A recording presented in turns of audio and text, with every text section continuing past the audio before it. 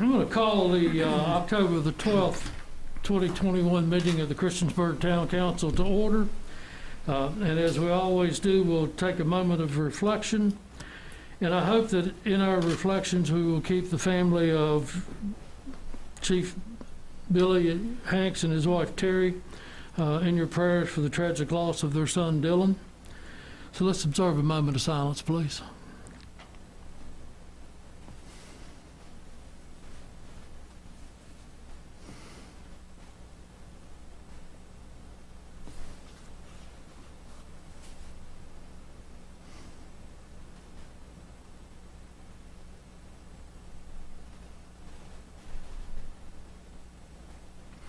Thank you. If you'll stand and join me in the Pledge of Allegiance, I'm going to ask Councilwoman Joanna Hicks if she'll return the pledge. I pledge allegiance to the flag of the United States of America and to the republic for which it stands, one nation, under God, indivisible, with liberty and justice for all. Thank you. Are there any adjustments to the agenda? Are there any adjustments to the agenda? Hearing none, I will close that portion of it. We have two public hearings tonight. The first is the Community Development Block Grant 2020 Consolidated Annual Performance and Evaluation Report, commonly known as CAPER.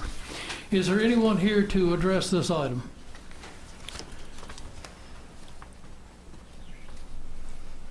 Anything from staff?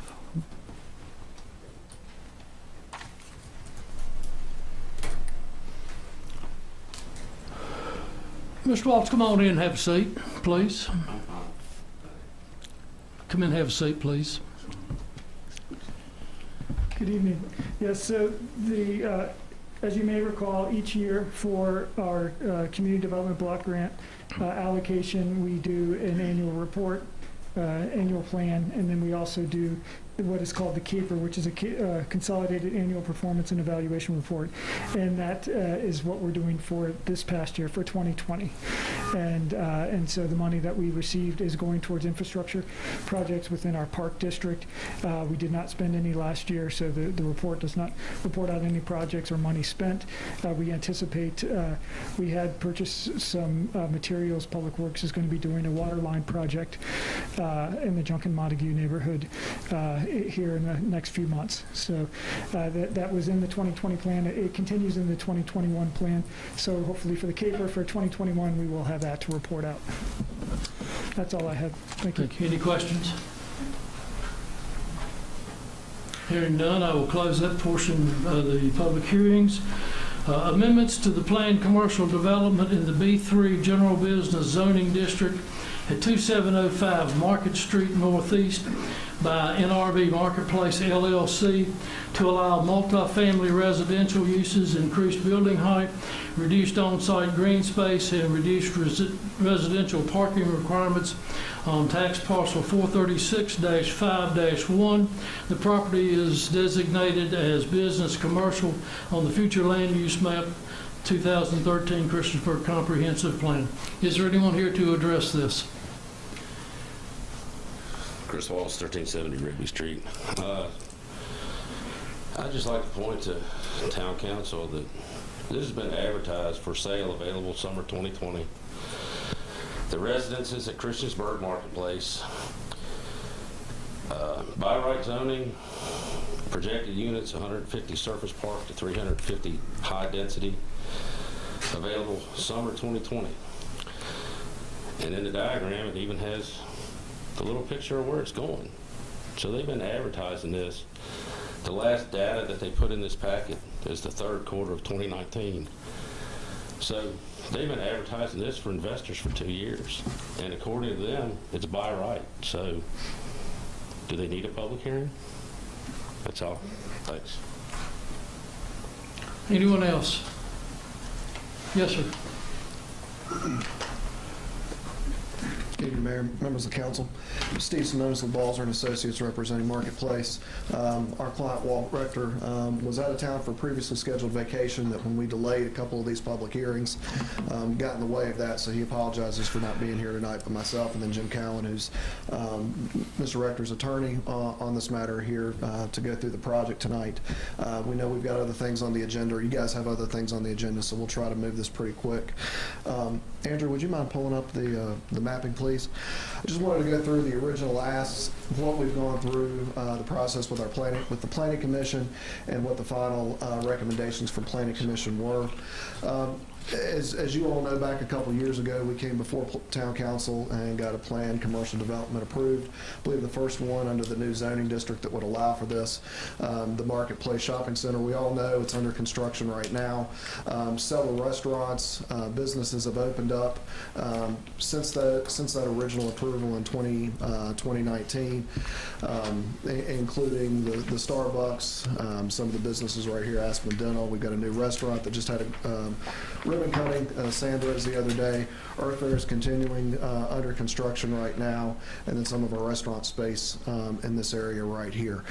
As progress on Marketplace has gone on over these the last year and a half, 2 years, I really feel it's a testament to Walt and his team that throughout COVID, through restaurants shutting down and retail shutting down, that they were able to keep the momentum on this center going.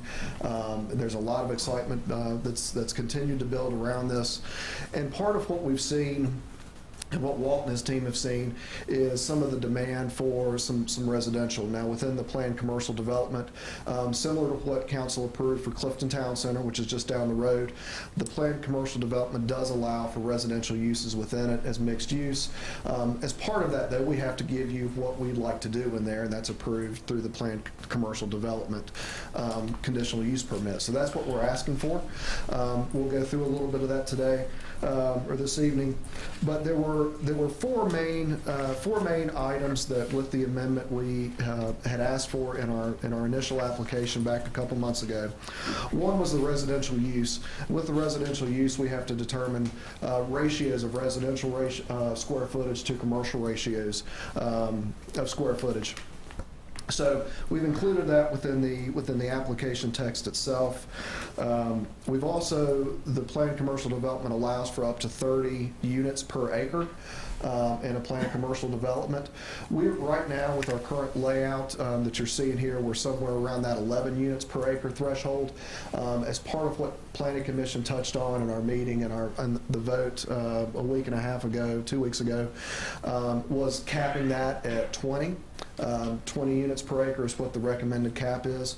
We said we're at 11 right now, but we would do anything under 30. They felt it appropriate to set a cap on that, so we're set. And I'll explain that a little bit more here. The second ask that we requested within the application was additional building height.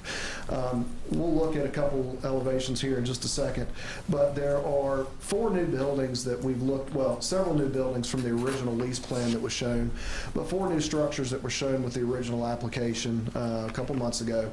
One, Residence B, which is right here, Residence C, Hotel B, and Hotel A. So this is the Skyline Bank that's under construction right now. This is back where the old Walmart building is still sitting.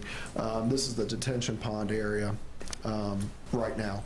So as part of that, we asked for an increase of additional height in these buildings. And you guys should be able to see this in the package that was presented. And it's a little hard to see on screen, so I apologize for that. But what you see here are Residence B. This was the one that in the last screen was back sitting over on top of where Walmart is now. Residence B, a parking deck, Residence C, and then the Hotel A right there. So what you can see here is we've got sections, and again, it's hard to see. Within the planned commercial development, you're allowed up to 70 feet of height if you have some additional setback areas. We got a relief in that with the first conditional use permit application approval that was given. And what we're asking for now on a couple of these, let's see, Residence B right here, we're showing it at 85-foot height. Parking deck B which would serve as the parking area for Residence B and part of Residence C at an 85-foot height. Residence C, you see, is a tall building. We've got that set right now at 187 feet. And Hotel A was a little over, it was almost 209 feet. Now that one I'm going to show you some elevations on. Again, as part of Planning Commission's recommendation, their recommendation is to not approve anything on this site right here. So this was your tallest building. It's sitting out right on North Franklin there, in between Taco Bell and Arby's. And there were some concerns, obviously, and we had those same concerns too as we looked at it.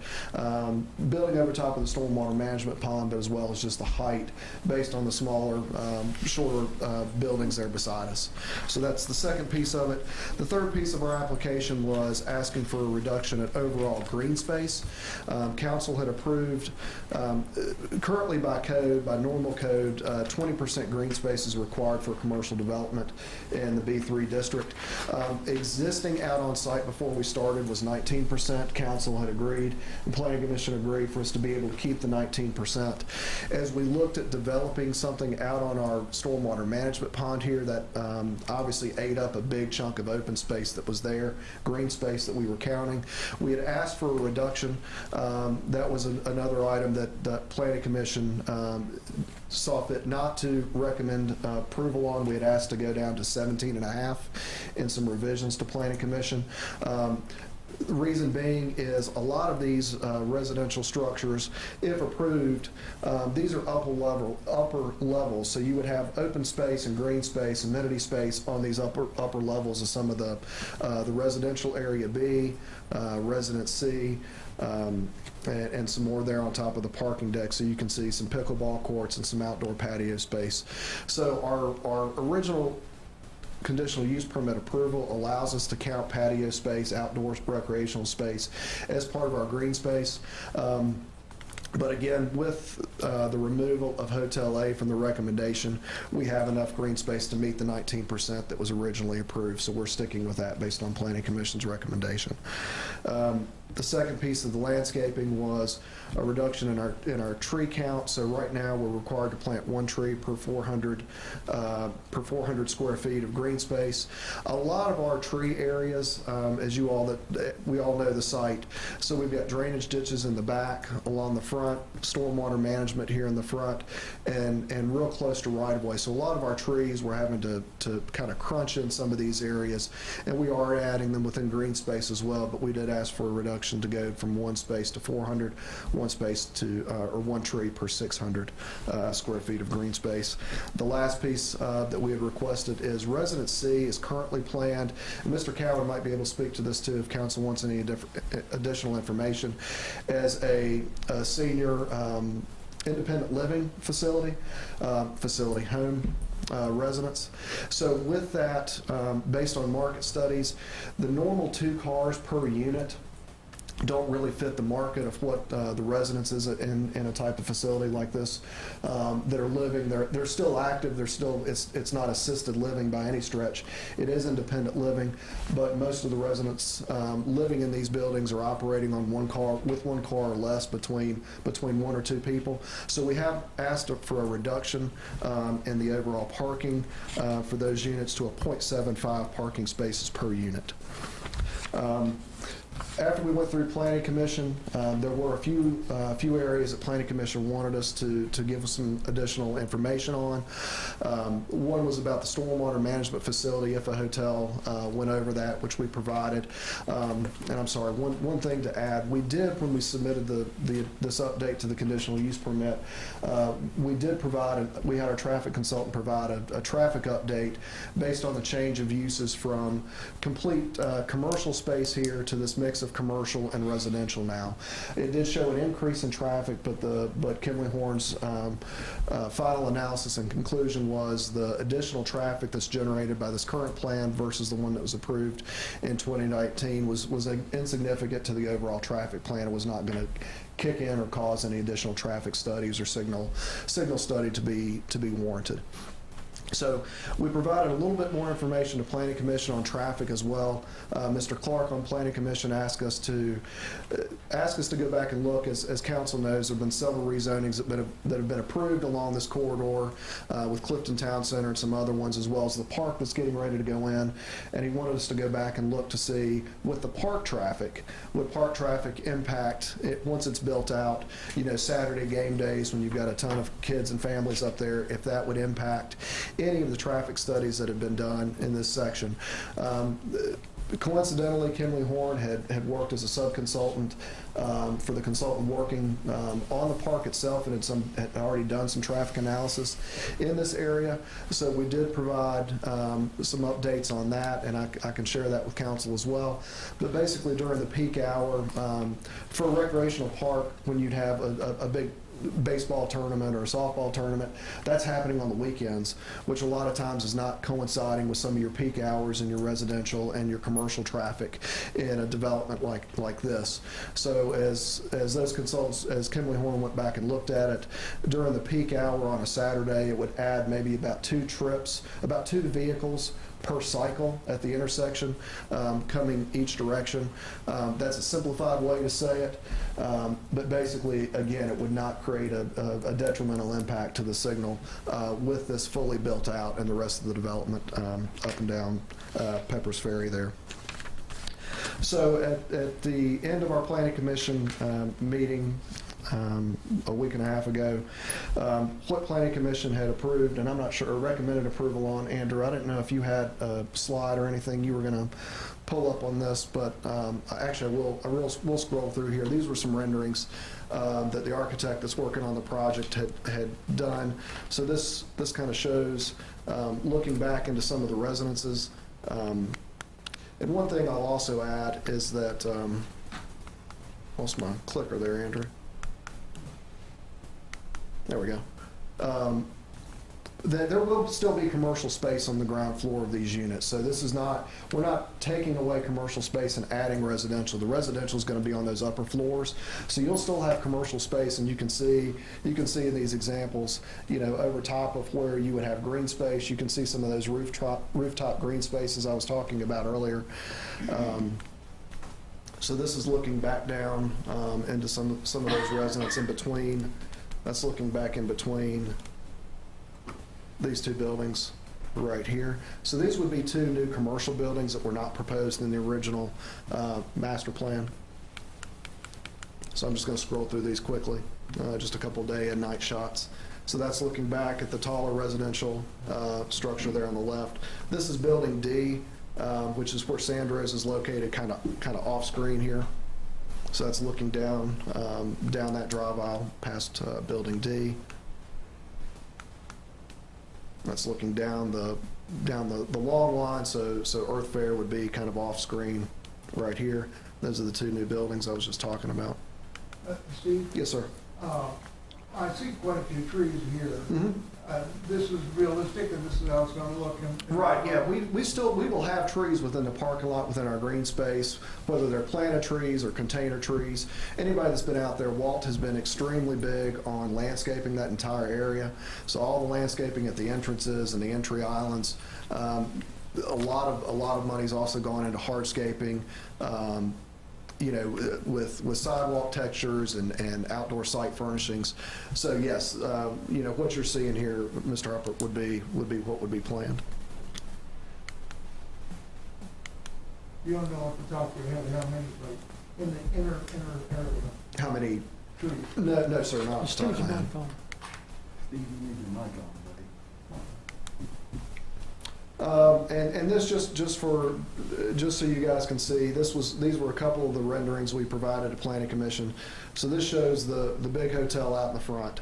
And again, the perspective's kind of hard on these, but you can see from a height standpoint, that was where Planning Commission had some concern. There was some, you know, commercial potential underneath it as well. But this was the area that Planning Commission recommended not to have the hotel at this point. So that's another view looking back that direction. But at the end of Planning Commission's meeting, Planning Commission recommended, I'm sorry, Andrew, did you have something to pull up before I interrupted you? I can pull up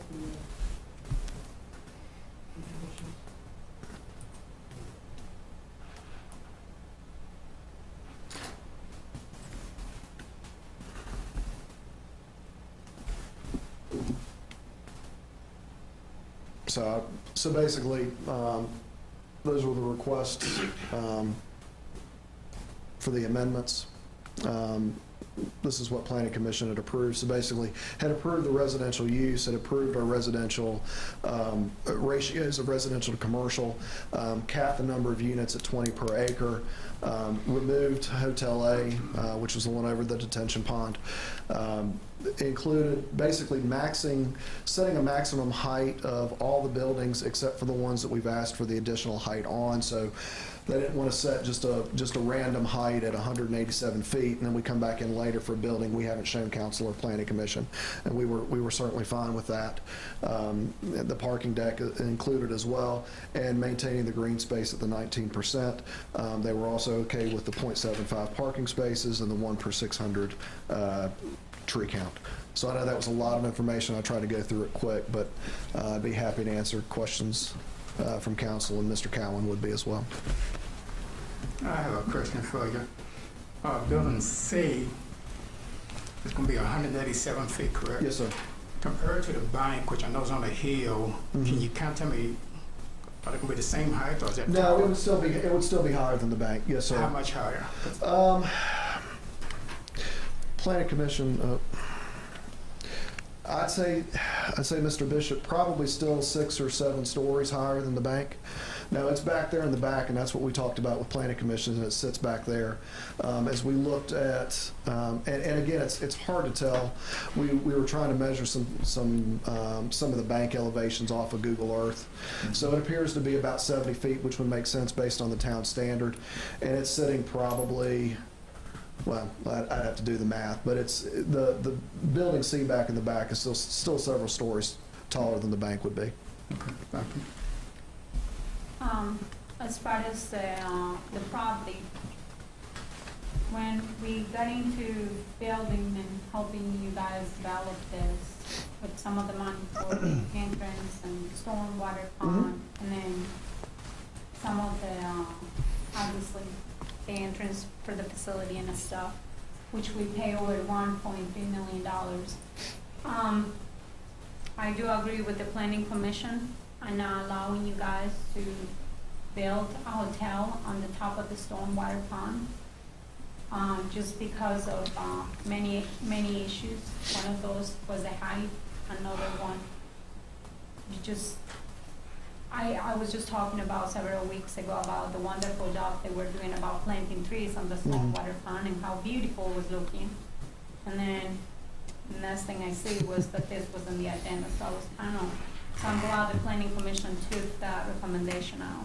Another thing was, when you guys were planning this, it was 100% of this was supposed to be commercial hotels, correct?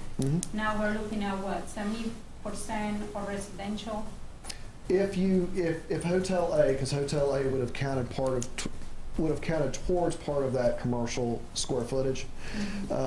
If you take that out, I think that sounds right, Ms. Hicks. I've got it in our information here as far as what that ratio would be. Now, I don't see any recommendations here about the parking spots. Was it recommended for you guys to have only 0.75 parking spots per unit? Just for the senior, just for the independent living, not for the market rate. So the residences B here, that would be market rate. That would be market rate rental apartments. That would still have to meet the 2 units or 2 spaces per unit. It would just be for the independent living that's the 55 to 65 and older. How many units are we talking about here? As far as the apartments, how many apartments? 320 total units is what's shown on the plan we submitted. And from the last conversation I had with Mr. Rector, he was looking into $1,800 or so in rent per month for you. I'm not sure on that. I haven't talked to Walt on that. So 300 units for the apartments, but those will be required to provide us 2 parking spots per unit, correct? Well, there's 320 total livable units between the independent living and the market rate units. So see, the question is, how many of those are going to be senior residential? And how many of the 300 and some odd are going to be regular residents? Is that what you're asking, Joe? Yes. I've got that here. Give me just a second. So it's basically split about, it's split 50-50. So 160 units in each building. So 160 units will only be required to have 0.75 per unit? Yes, ma'am. And then the other one's 2 parking spots per unit? Yes, ma'am. And the majority of the parking for both of these buildings would be within the structured parking decks. I will point out that even with this full development, and I think we stated this in our application material, we're still overparked by town code. With what we're showing, with all the development shown on this plan, with the construction of the parking decks and the rest of the parking spaces on the site, we're still overparked by code. So there's still additional parking out there for guest parking, and that's without taking the town allowable 20%. The town allows you to take basically a 20% shared reduction if you've got uses that are sharing spaces throughout the course of the day. That's allowed within the ordinance, but we're not even taking that percentage off at this point. We're just taking it as straight from the zoning ordinance, and we're still overparked. But if you're saying that you have over parking, why are you asking for the ordinance? That's all they need for these units. So anything that we've got extra, outside of the deck areas themselves, could be guest parking, could be additional parking for the residences. But from Jim, I don't know if you want to add to that piece of the senior. Sure. Yeah, I think that is going to be built for another developer essentially, and their requirement was that they wanted to have the 0.75.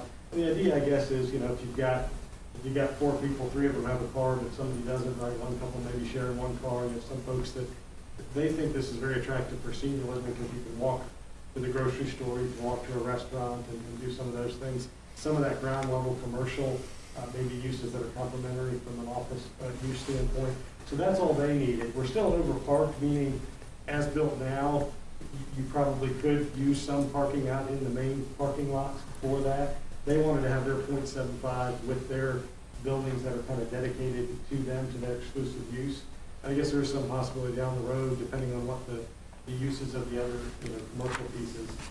They don't want to foreclose some additional commercial density later if it's still within their parking and it matches up with what they actually need. Because part of the view, and I think Steve made the comment, the amount of commercial isn't going down. It's basically just that on the upper floors, we're adding some residential above it and adding some structured parking to accommodate that. But I think they're trying to keep that flexibility for these commercial uses down the road, because as we've seen just over the history of this, it's changed a little bit. Have you guys sold this unit already? Do you have a contract with them already? They have a letter of intent with the folks that want to do the senior living, but they can't do a contract. But they're not here right now? I'm sorry, the buyer? They are not, yes. No, the buyer's not here this evening, no. They won't enter a contract until they know whether they have the entitlement. But they can't sell something they don't have a right to build yet, so they won't have a real. It would just be really nice to hear from them, because I'm looking at it from the perspective that I'm a business owner here and also commercial owner of properties here. And we really have a problem downtown Christiansburg with no parking. And, we had this facility over here at the marketplace that had plenty of parking. But as you can very well see, even Mission Barbecue and Starbucks and everybody else seems to be running out of space right now. I think you guys have done well as far as bringing those restaurants here to town.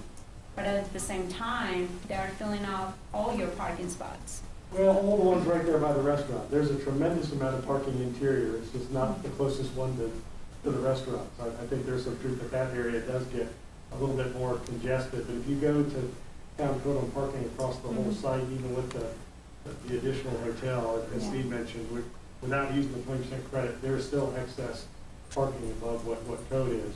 I think part of what we're seeing is that part over there where those restaurants are really popular right now, and so they're getting a lot. It's good and bad. It's a lot of traffic, but you're right, it does get a little bit congested there. Do you guys change the age on the contract, well, on the paperwork? Because I know it was mentioned it was 55 plus, but you guys changed You guys changed it to the 65 No, plus? I think some of their marketing may be targeted in their demographic pool, what they get may be higher. There's actually, one of the things with the last time, there's a Virginia code. You have to be careful when you do age restrictions. There's a state statute that if you qualify to meet the criteria of a 55 and older community, you can have an age restricted one, but the state statute uses the 55 number. So your goal may be something else, but if you want to age restrict that building, which is what they're doing for that half, you do it under that 55 and older, under that state exception, because if you don't follow that, then it's unlawful to exclude people of certain ages, and that's what from your properties, my understanding. So what you're saying is you're still keeping it 55 It's plus? it'll be 55 and older by code, because that's what state law, that's what the code says for an age restricted active community. There's another different restriction, there's one other category, but it doesn't fit. I think it's for more of like full care. It's not for this kind of independent living. Yeah. But the active independent living category is either just market, which we have on the one side, or 65 and older. Just to make it fair with everybody, as you work in other projects around the town, you have always been asked 2 per unit.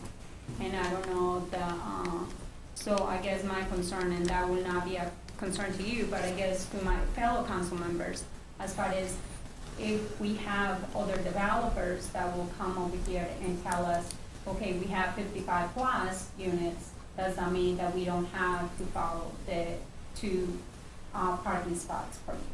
And that's something that we really have to think about, because I just want to make sure that we're fair to everyone. And I don't feel like by doing an exclusion of parking spots or to someone, that you're actually not taking in consideration all the other ones that had to go through that, including myself. I had to buy over land to make sure that we had the parking spots available and so forth. So I just want to make sure that we're all fair to everyone. And then also another question for you. You got 2 buildings in there. You're saying that you don't have plans right now. For these two, Yes. They'll be retail, commercial, they'll be shops. They're not residential or commercial buildings. It's more retail shop space. Weren't you guys having a hard time? Didn't you guys say in some of the meetings that we had like springs underneath the parking spots and things like that, and we had water issues? so there's not springs. So one of the things that came up, and we talked about this early on, was right now on site there's virtually no storm sewer within the parking lot. So if you go to Walmart or Kroger, yeah, you see inlets sitting in the drive aisles and in the parking lots to pick up that surface water. There's basically nothing out here in this whole section of parking lot. So as we started working on the pond, which was the first phase, we started seeing just a lot of water weeping out from that stone underneath and that subsurface underneath the parking lot. So while you do have drainage around the perimeter of the site and these ditch lines, you've got water that's coming off this bank here, and you've got all this surface water that's sitting here that's basically infiltrating into some of those areas as the parking lot has not been maintained over the years, and you're getting a lot of subsurface. Now we've had to put in storm sewer and storm drainage as we've done these improvements. We've done some here, we've done some when we were working on the bank as well. So and those new buildings will require that as well. And I think the idea when they started was, if you start cutting holes just to put tree islands in and you're not putting stormwater to go with it, you're actually making the problem worse. When you're building a building and doing something where you can capture that water and then route it, over where it needs, which is what the bank did. Essentially, where that bank building went in, they've had to provide stormwater and then route that stuff over. So you don't want to punch a lot of holes in the parking lot where there aren't storm drains going in, and you don't want to rebuild the whole thing. So, but where you're doing a building, that water you are going to capture and go in and do it. So there's bigger areas. I think the idea was more if you build a building and you're putting in stormwater to take that water, and you're putting in drains and all the stuff you'd normally see. If you just cut a hole and plant a tree or a bush in the middle of the parking lot that doesn't have a storm drain attached to it, that's a little, is that an accurate way to say it? That's a little more problematic from the longevity of the parking lot and what you're doing with all that surface water, then it's going to interact with that hole you cut without a stormwater system. So I'm not an engineer, but when you're talking about that, you were talking about you were going to redirect the water to the sewer lines and stuff like that. So does that mean that you're going to put the water in the sewer lines or the storm water? Not sewer, not sanitary sewer, you'd put it in the storm sewer. So any of this new build back here would have new storm water or new storm sewer that would tie out and get back into the drainage ditch back here in the back. What we had to do here in the bank, we had to connect some drop inlets around the bank and tie back into the storm sewer that's along Market Street. That's exactly what would happen. That's exactly what would happen with the hotel and these shops or these shops right through here. So in any of these areas that we've been developing, we've been stubbing out storm sewer that would allow for future connections in to get all that water piped, or as much of that water piped as we can, off the site and then down into the stormwater management facility. You were talking about that the trees were going to need a stormwater abilities for the water to go down. So there may be chances that you can actually even use part of those properties for green space, correct? Part of the 2 pieces of property you got right there. These two? Yeah. Yeah, and we've actually talked, Mr. Rector's actually looking at some green roof opportunities. There's a company here out in Reiner that does live roofs, that does some of the green roof containers. So that would actually help with our stormwater management as well. So there would be, we would have some tree islands, just as Mr. Huppert was bringing up in the rendering. You would have tree islands in this area right there. But again, all that's going to be attaching and connecting in. Any of that subsurface drainage is going to be connecting into foundation drains around those buildings and then piped out. Are you really going to have, how much of real green space are you going to have, not counting the rooftops? We'll be back to the 19%. Yeah, Okay. that's required. All right. I think what Mr. Cowan and Mr. Simonis are trying to say is we have many, before anyone in this room was in this room doing what we're doing, this marketplace was built, and we have many acres of completely impervious area with no stormwater collection or conveyance. That's what you have out there now. Mm-hmm. So it's to distill what you're saying. Yeah, it's a big sheet, except where we cut holes in it, and then we have to deal with any place we change it. And as you're developing those internal parcels, you're collecting and conveying that stormwater, which, is an improvement from that standpoint.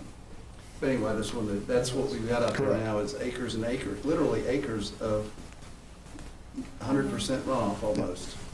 0.9 to be exact, but there's no collection and conveyance now, and anything that's done internally, I guess what you're saying is, as you're doing these development internal parcels, you're collecting that stormwater and conveying it. Correct. Thank you, Mr. Stipes. And I do have a question and then a statement. Mm-hmm. Number one, you keep talking about Hotel A, but you say, is it in play or not? No, Hotel A, we didn't change It's out. anything. We wanted council to see what was originally approved and what planning commission has recommended. So Hotel A is out. Okay, Yeah. and to that point, From our stage like it is. okay, and to that point, and Mr. Rector has been, he's done, from my standpoint, he's been very transparent with his ask. And I'll just make a statement, it's not a question. I'm a little concerned, and you said yourself that you had some concerns with the scale and height and so forth of that hotel. Mm-hmm. So I just hope that wasn't a red herring that was thrown in there to distract a 210-foot structure on the front, sort of a red herring to distract from a 187-foot structure in the back. No, when we looked at this one, Mr. Rector has been asking about development on this parcel for about a year and a half. So he's had interest from restaurants, from retail, from hotel to do that. The issue is, and we had this discussion with Planning Commission, in order to build something over top of that stormwater management facility, that's a regional facility that's serving everything upstream. And there was a lot of back and forth with town engineering staff. So for us to do anything over top of that, it was going to be extremely expensive. To do anything to cover that cost, you've got to get a high density yield on those hotel rooms. And it's a primo spot, it's right at the. It is, but I just make it a statement. So far, it's been very transparent, and it just makes me wonder. And I will say, I'm not going to state my position on it, although I think it's a great idea to have residential where you have the retail and so forth. But I just want to make a statement, if he's watching tonight, it's been great to work with him. I just hope that was not a red herring. Right. Okay, they'll call this, but that'll take the attention away from, okay. Thank you. And I have to kind of agree with that, because I have been seeing a little bit about things that he's been trying to do even within the last year. And some of the stuff, like he's coming out over here and asking for all this ordinance, but when we're talking about that, we were having even a hard time with the signs that were like less than 80 feet high. Now we're talking about over 200 feet high. And now we're still talking about 185 feet high down here. So I really, really would like to see what the difference is between this, the height of this building in numbers in comparison to the bank building.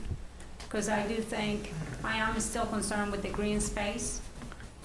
I know that you keep talking about green boxes and trees up on rooftops and things like that. I can tell you from someone that worked with someone with a lot of money in the past, those boxes and those trees didn't last too long. And so that's another one of the concerns. One of the things that you build these trees, I may not be too smart as far as engineering things or whatever, but I can always tell you the trees are planted for reasons. And, you know, and the reality is that because you're trying to follow on this, is there a special height that those trees need to be? Because it doesn't seem like we are coming out with a number of square feet or how high they have to be. Because I mean, a tree, I can buy a magnolia tree that is a dwarf, and I actually have one of those, and it doesn't grow more than 4 feet high. Mm-hmm. So will that be considered a tree?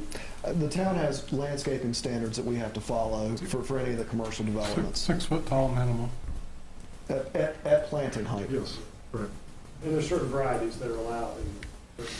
And Ms. Hicks, so the green space is not changing from the original approval. So based on Planning Commission's recommendation, the only things that will still, you know, what we'll be using for green space calculations is the same what was approved before. So it was 19, because this is where I'm getting confused. So it's 19, the number we're giving you, but does that doesn't include any rooftops or no boxes? It included rooftops beforehand. Any green rooftops were included in the original approval. Do you know what the percentage is?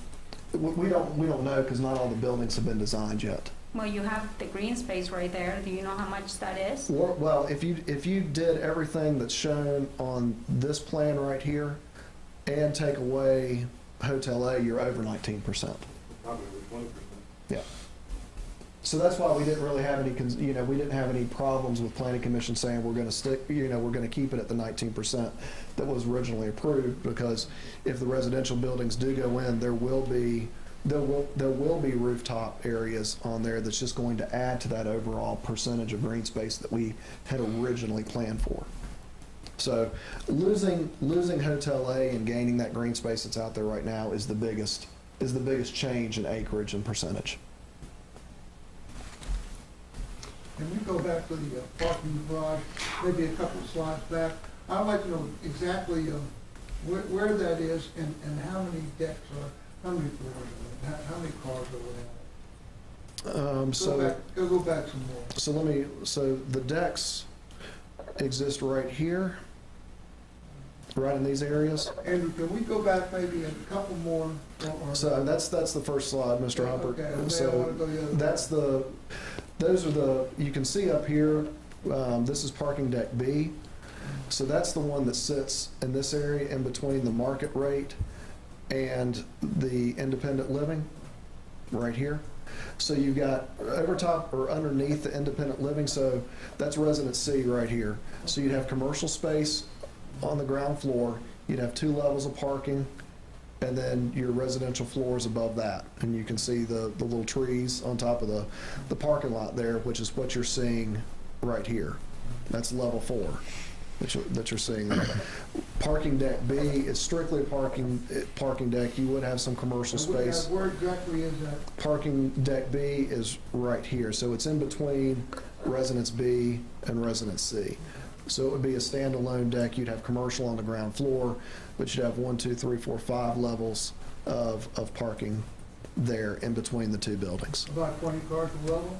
No, much more than that. Let me find that real quick, Mr. Huppert, and I'll tell you. I've got that in there. For deck B, Steve? Yeah, for deck B. Deck B has 22 on the first level, then 82, 82, and 78 per level. About 80. Once you get off the first level and the ramp and above the ground floor retail, it's about 80 per level. It's 264 total parking spaces. 264. Yep. That's in this structure right here.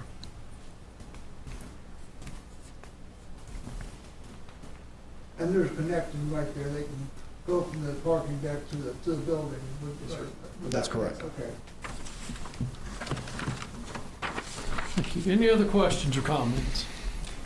You, Mr. Rector, also mentioned something about that, to provide more spaces for people not to be able to use actually cars, that he could possibly, he was thinking about even the possibility of even building a bus stop there. Is he willing to pay the expenses of that route? So there's bus service along Market Street right now. So there's bus pull-off for BT. What Mr. Rector was talking about was having a private van or a private bus service for the independent living facility, like you'd see at like at Warm Hearth. Warm Hearth has a bus, that will take residents to doctor's appointments or the grocery stores. That's what he was talking about in that part of the conversation at 6.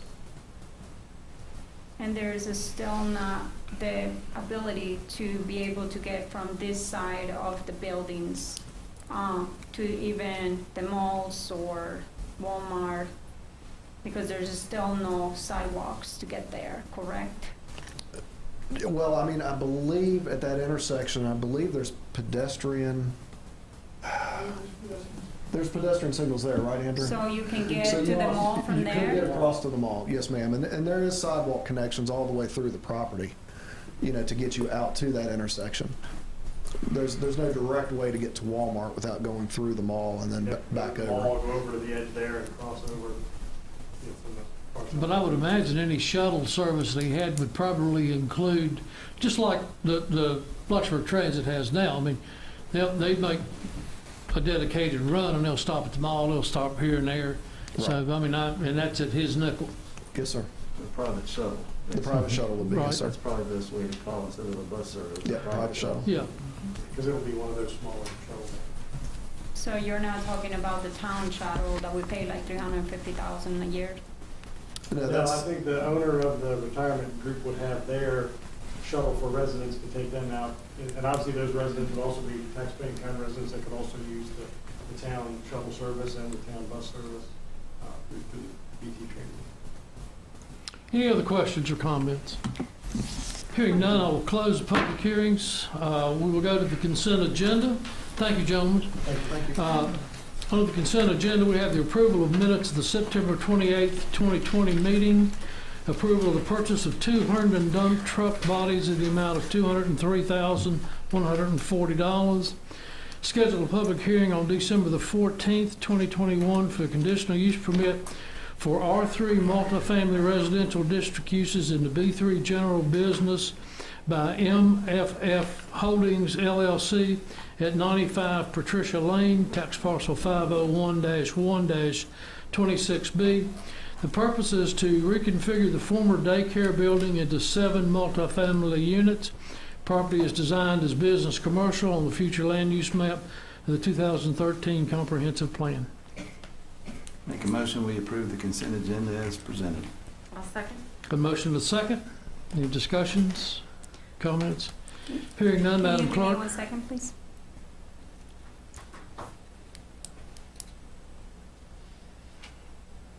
Okay. Yes, please. Madam Clerk. Yes, sir. Councilman Bishop, Aye. Councilwoman Hicks, Aye. Councilman Hubbard, Aye. Councilwoman Sacks, Aye. Councilman Showalter, Aye. Councilman Stites. Aye. That is 6-0. Thank you very much. We have no introductions and presentations tonight. Next, I'll open the floor for citizens' comments. 3 minutes. Thank you. This is actually why I came tonight. Evidently, there's been a rash of campaign sign stealing within the town, and apparently it's the town that's doing it. evidently there's some ordinance. Now, I haven't had a sign taken, but there's some ordinance. Talking to town staff, the right-of-way that you're pulling the signs from is kind of vague. I was told by town staff that the only way to know truly where the right-of-way of the town is, which is still on a person's private property that they own, you just have the right-of-way, you know, if water pipes burst or something else, is to go to the courthouse, get a plat, and hire a surveyor. So you're expecting people to know about the ordinance, comply with the ordinance, to express their First Amendment right to say, this is who I want to win the election. And 3 of you up there passed an ordinance that requires all political candidates to comply with the Financial Disclosure Act. And 3 of you couldn't even complete and follow a 1-page form and do what it said. But you all signed. That you expect every citizen in the town to understand your ordinance and go hire a surveyor so they can stick a sign in their yard. So those signs weren't stolen, Mr. Waltz. They were collected, and if I'm not mistaken, don't leave, I'm talking to you. Oh, I'll work for you now, Mayor? No, but if you want the right to come and talk, you ought to be able to listen to the explanation. They were not stolen. They were placed down here. All but 2 of those signs have been returned to the owners. Thank you.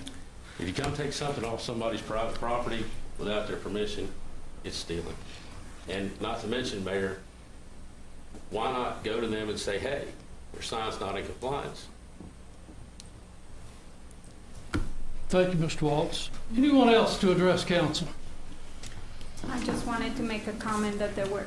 This is not under citizen comments, Joanna. You can make that comment I in know, your but I was section. just gonna say about the public comments that we did have tonight. Thank you, Dan. Dan Derrick, 595 Arrowhead Trail. I wasn't sure where he lived. He didn't announce it. I thought we're supposed to.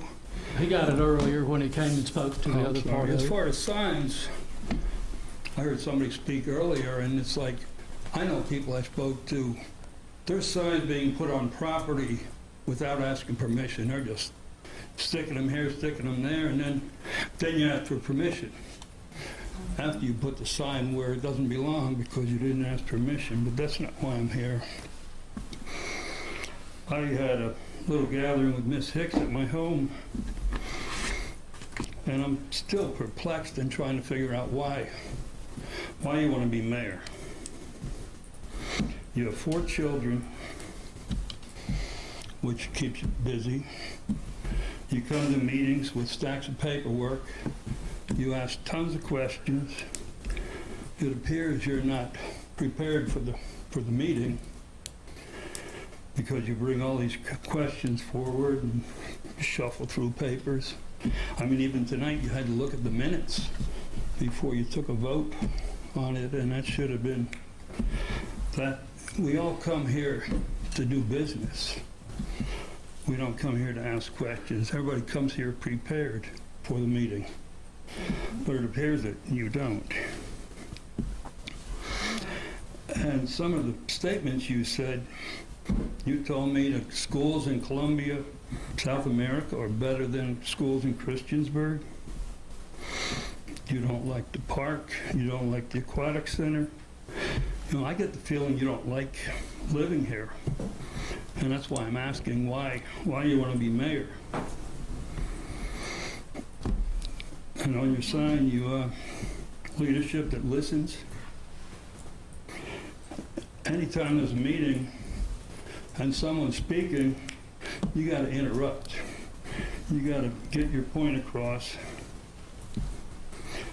I know when you campaigning for the water, I bet 30 times you interrupted people, and what about the water bill? What about the water bill? What about the water bill?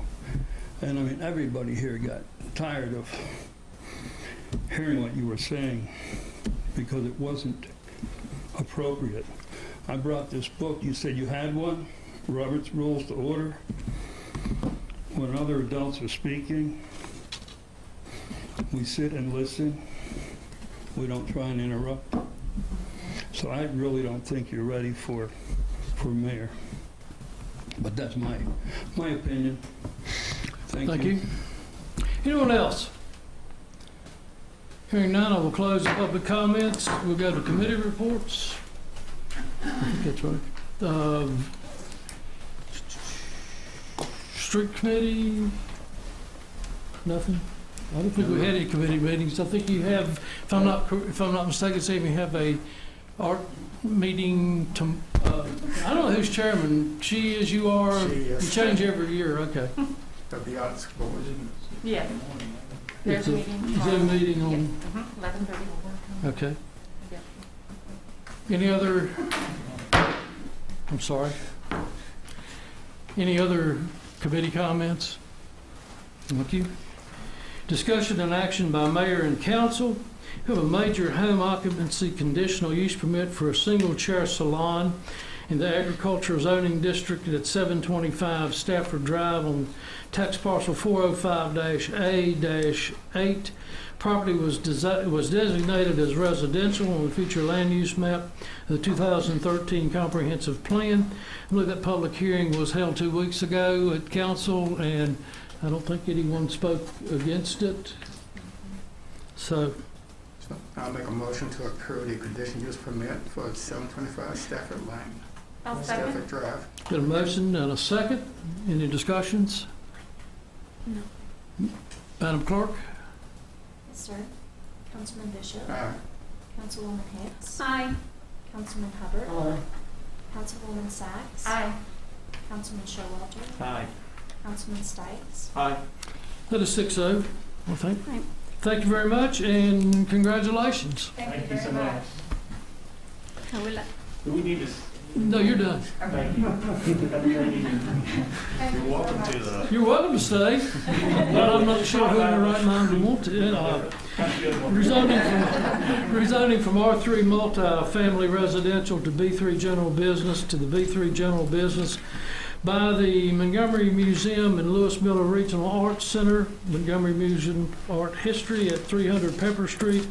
Tax parcel 527A-235. Property is designated as park open space in the map of the 2013 comprehensive plan.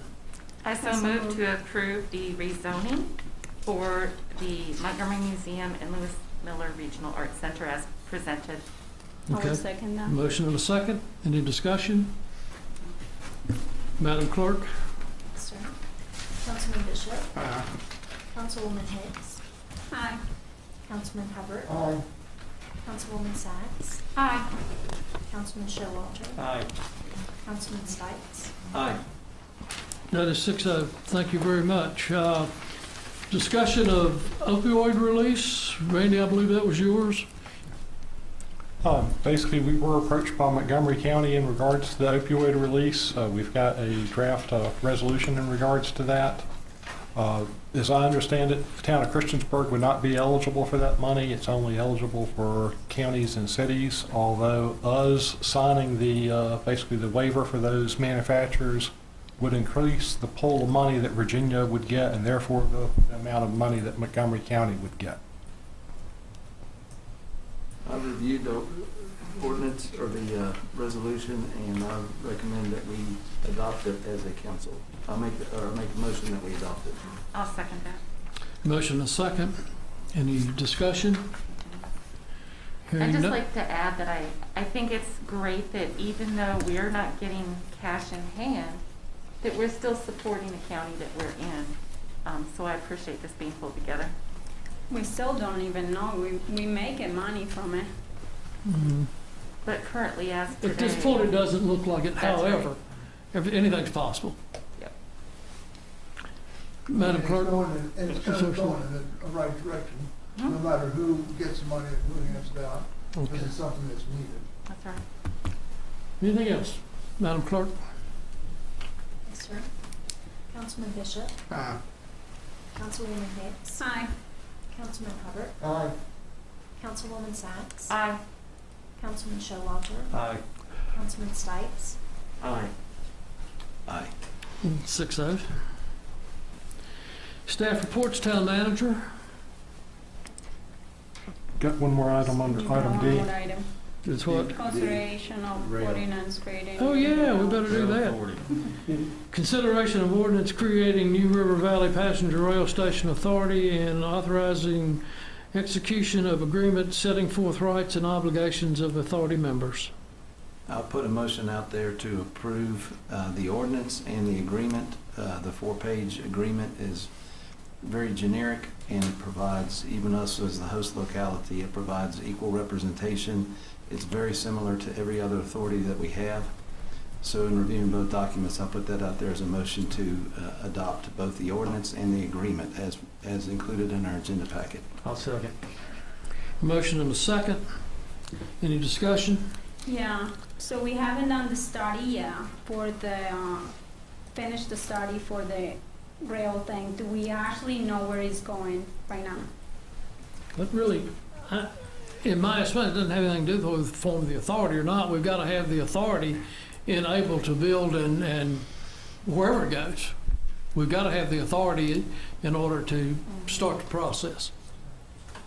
And Is that correct, as far as you can understand? And this is starting it all off, right here. Correct. Okay. But then, we're talking about $40,000 annually, and we still don't even know where it's going.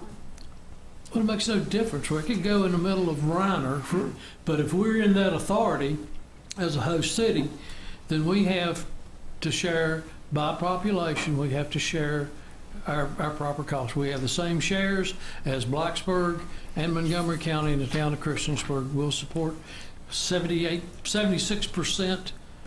Is that my understanding on it? Between the three, I think they were at like 19% each for the county, Blacksburg, Christiansburg, and Virginia Tech. Okay. And the voting, if basically ownership shares, we had discussions about that basically we would weight the votes of the members according to their participation on the committee. Okay. Do we have any idea yet of where it may be going? Because we know it's going to the Virginia line. Do you have any idea, Randy, Michael, Barber? The service has to go on the Virginian line. The station could either go on the Virginian line or along the Cambria line that basically comes from Cambria, crosses North Franklin Street and Pepper's Ferry Road. So it's pretty evident it's not going to go in Reiner, huh? Well, it's definitely not going in Cambria, because I just checked with transportation just the other day again. Well, So it is going on the Virginia line. I think we're getting off topic here. Yeah, I think Department of Rail Transportation is going to We're talking decide. about joining something that we're gonna be paying $40,000 a year. Don't On you an think it's a authority. good idea? So you wouldn't support the rail if it was put in Reiner? You wouldn't support being part of the authority? Well, Yes or no? I don't No, know. it's a yes or no because right question. now You we would pay not like support- $60,000 to Virginia Tech Airport, and It's a lot of people not don't even Virginia. fly in and out of there. Let's You move want to on. explain for the 5th time the Virginia Tech Airport tour? I'm done. Yeah, we've done this for 2 years. Madam Clerk, Let's vote. would you take a vote? Yes, sir. Councilman Bishop, Aye. Councilwoman Hicks, Aye. Councilman Hubbard, Aye. Councilwoman Sacks, Aye. Councilman Showalter, Aye. Councilman Stipes. Aye. That is 6-0. Thank you. Why did you vote aye for it? I'm just curious. You made such a hoodoo about how we shouldn't be part of this and how it's like the Virginia Tech Airport. And if it was in Reiner and we don't know where it's going, you wouldn't support it, but you voted Because aye we for have it. the chance of getting out, right? We do. We do. Because this is a contract thing that we can get out, right, Randy? Yeah, I would think that we could exit the All authority, right. yes. So if right But you now, just said you would vote no for it. That's what you said less than a minute ago. I said I would vote no on it if I didn't know exactly where, you And know, we don't like know. what. And well, you I said you know, would vote but no. it's going on the Virginia line. So I think- stop Can we, it. all right, We're ready. I'm done. We're ready. Goodness gracious. Steve, Randy, town manager's report. I'd just like to point out that Blacksburg Transit, through our transit working group, we are looking at eliminating the commuter route and suspending service November 1st. We would utilize the two-town trolley service and advertise that for that service. Also, Go Anywhere will be back to pre-COVID levels, which is Monday through Friday, 7 a.m. to 5:45 p.m. and Saturday 9:30 to 4:45. Both those changes will happen November 1st. Give you an update on College Street drainage.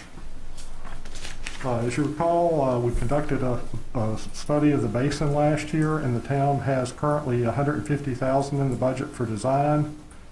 Today, staff met with the consultant, AMT, and discussed grant possibilities such as FEMA's flood preparedness grant. That's a 75% grant, although, however, to be eligible, you'd have to actually be in a 100-year designated floodplain, which that area is not. Another possibility we mentioned is the possibility, because it's not in the floodplain, of seeking a resiliency grant, basically, and doing a resiliency plan. That would make you eligible for potentially additional monies, and that's what we plan on doing. We plan on submitting an application for that by November 5th is when they're due, and we're going to pursue that. Having a resiliency plan, like I say, it's required for certain funding opportunities and help secure grant opportunities.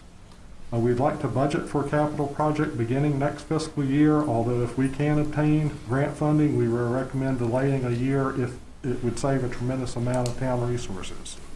I'd suggest allocating for capital needs next fiscal year and placing in reserves as a match if a year delay is needed to secure significant grant funding. This is not going to be a cheap project. It's going to be in the millions, and no matter what the final alternative is chosen, just let you know that. Town staff is going to be reaching out to property owners to discuss easement opportunities too. We've done that previously last year. I think most of the property owners were open to dedicating easements, but we'll basically be pursuing that a little bit further. Okay. Randy, are we still looking at if one property owner does not agree, it's basically the... We did have one property owner through the channel say that they wouldn't cooperate with dedicating easements. We're going to have, I guess, another round of talks with property owners in the area. Okay. I do think if we were to pursue areas for stormwater ponds, the town should consider paying for those because they would be an encumbrance on the property. I tend to agree if it's the channel, the town would probably rather not pay to basically improve people's property for them. So, and obviously we don't want to have to condemn to do that too. Right. Thank you. Sure. Thank you. Is that it? Nope. Got one other item. Okay. Just holidays we've got coming up. November 23rd is the week of Thanksgiving. That would be our second meeting in November. We typically have canceled that meeting.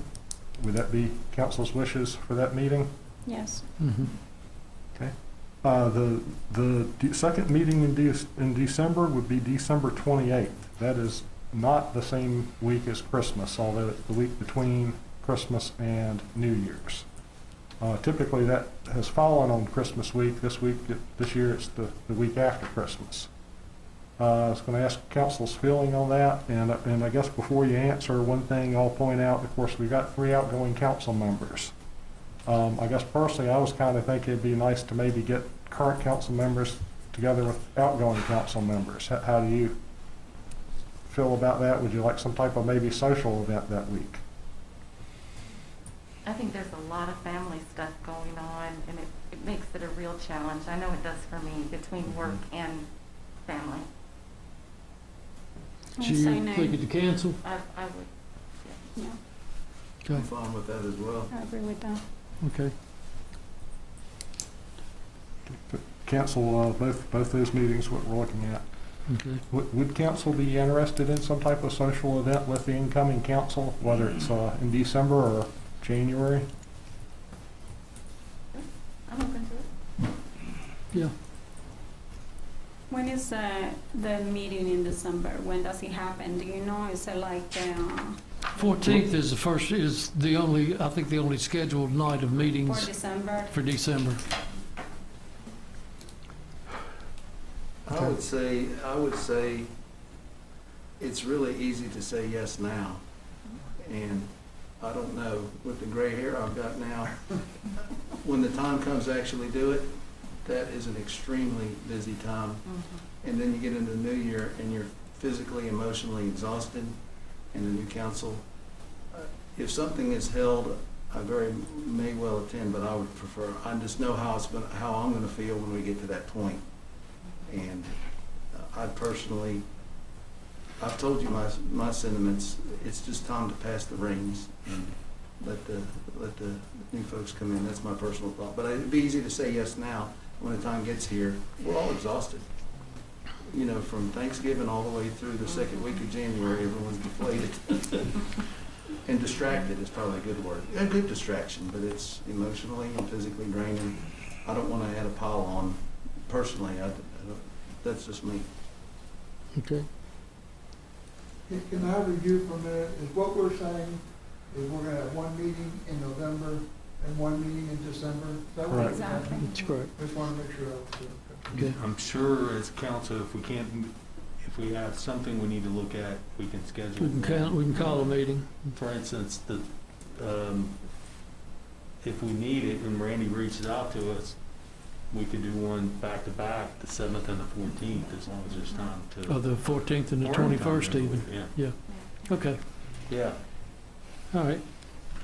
TBD, Randy, TBD. All of that. Is that it? Yes. Reed? Nothing to report, Mayor. Thank you. Any other staff here to report?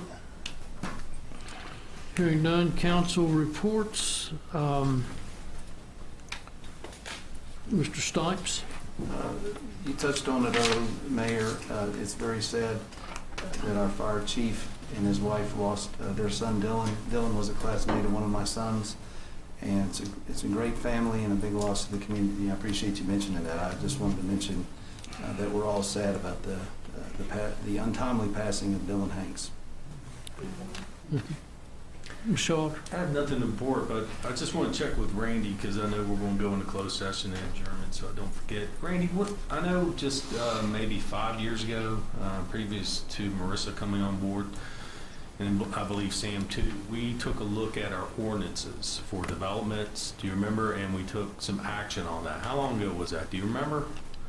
It's probably been about 5-6 years ago. Okay, because I know for the past year and a half, I know Joanna has been, and you're interested in increasing green space, you're increasing parking and stormwater requirements, right? You've mentioned that almost for your first year, so possibly maybe not with our council who's getting ready to leave, but that be a work session since it's been so long, or at least it would have to be presented to council. How it would work, it would go to planning commission. If council says we want to increase green space for all developments, we want to increase parking, and we want to increase stormwater requirements, because that's been your message for the past 2 years. But I think it should be something that's first on the council's agenda in January, whether they want to proceed forward to update those. We set up a study on it, yeah. Yeah, but Showalter, talking about what you were saying, I'm not wanting to increase them. I'm actually just wanting to follow the ordinances that we have. Because, for example, the 20% for the green space, I'm okay with Right, that. and that's something we can discuss with the new council members, whether we want to go forward or not. Okay. But I know that's been a Yeah, but constant. you're saying that I want more. I don't want more. I just want to follow the codes. If we have these ordinances in place, it's not fair to do some things for some and not for others. So Are we that's- going to change the rules for All everybody? codes and ordinances, building, whatever, right? Development. That's what you want to follow? Yeah. Okay, thank you. I'm glad you brought that up, so thanks. Well, it's overdue. Mr. Hopper? I just have 2 points.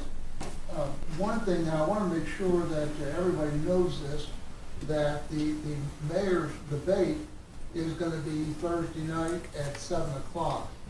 And Mr. Winkler, can you help me out on that, on how people can make sure they get into it? If you'd like to comment, you'd have to visit the League of Women Voters homepage and basically sign up to comment through their page. We'll also live stream it on our Facebook page. So if you just basically Google Town of Christiansburg Facebook page, you can find it and watch it through that. Or like I say, you could watch it through the League of Women Voters site. Thank you. And the other thing I had would be the sidewalks over there. I'm not sure what the little park is called, right in front of the post office, that we're going to put the signs in. And I think it's the Public Works put the sidewalks in, and whoever did it, they did a good job. and it was We good. had contractor do the work. Oh, contractor, okay.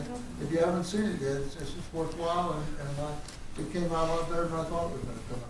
Okay. Okay. The one on. Mr. Bishop, do you have anything? No.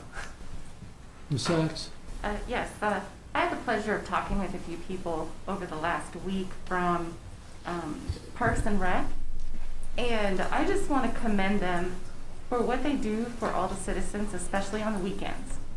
So when the rest of us are chilling out and running errands, they're working on the town, putting up a stage, and they do this in addition to their 40 hours a week. So I just want to give a shout out to them for their dedication, and they always pull through. We've never been disappointed. Our events just get a lot of comments and people love them. And so I just wanted to say thank you to them for the planning and the execution. Thanks. Ms. Hicks? Yeah, I wanted to also say the same, very similar to what Mr. Stipe said. It was definitely a very sad week for a lot of us. Hearing the loss of Mr. Hanks' son, it just hits home.